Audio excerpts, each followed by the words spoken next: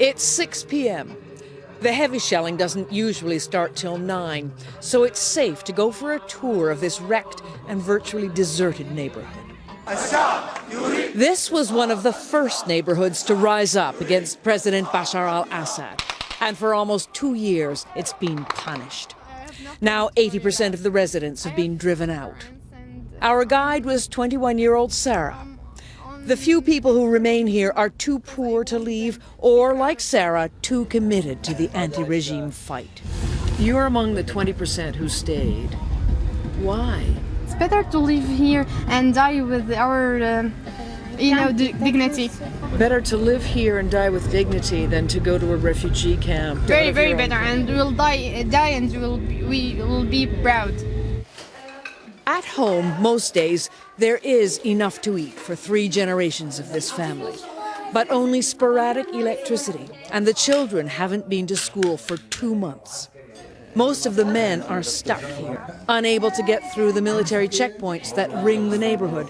So instead, they've joined the local Free Syrian Army Defense Force. On guard night after night since April. I'm so tired. Look at me. I'm so tired right now. But the hardship and stress haven't sapped their resolve to fight Assad's soldiers, who are manning a checkpoint just a few hundred yards away in the dark. They are doing this every night and every hour. Shooting at the cars, at the civilians. Do you want to make peace with them? Absolutely not. I will kill them. Every one of them. Back at Sarah's house, it's almost bedtime. The shelling this evening is not very heavy so far. No, not yet. Let's go. But it doesn't take long. It's too dangerous to stay above ground.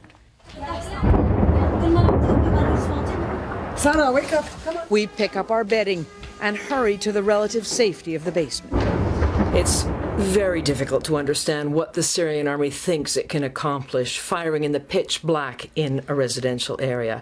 It feels very much as if they're simply trying to terrorize people. The mortars and rockets continue to fall.